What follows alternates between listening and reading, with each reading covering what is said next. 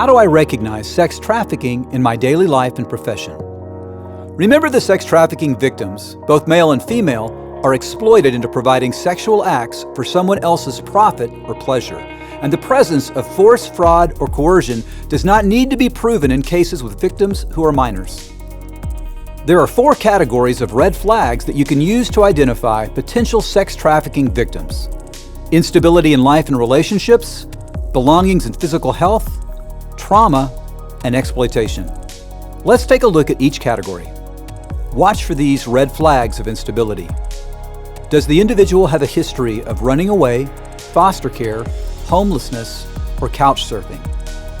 Do they have a criminal record or a history of needing access to free services for food, shelter, hygiene, or medical care?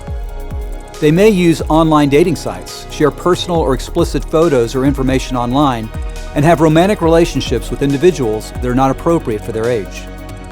They may have multiple phones or change phone numbers frequently. If they already have family or friends who are known to be involved in trafficking, this is a red flag that they may be involved or are being groomed. Be alert for unexpected changes in belongings and poor maintenance of health. Does the individual have access to large amounts of cash, credit cards, hotel keys, phones, expensive clothing, or accessories that are not consistent with their family's means? Are they dressing appropriately for weather or situations? They may be tested repeatedly for pregnancy or STDs or STIs, or have health problems related to a lack of sleep. They may show signs of malnutrition or not eating often enough.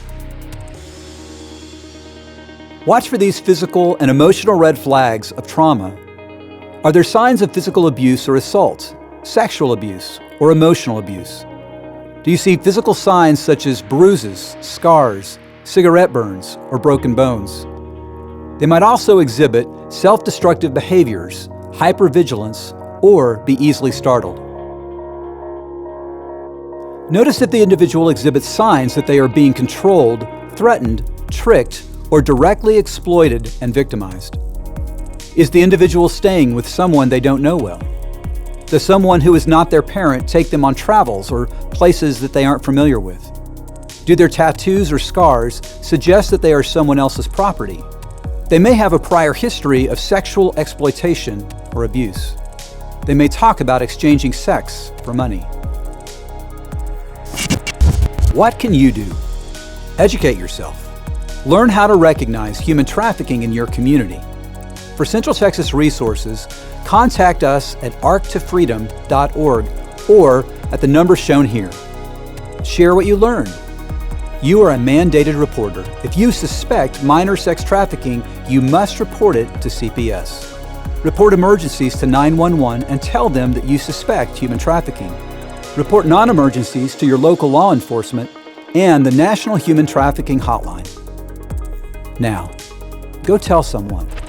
You may be saving someone's life.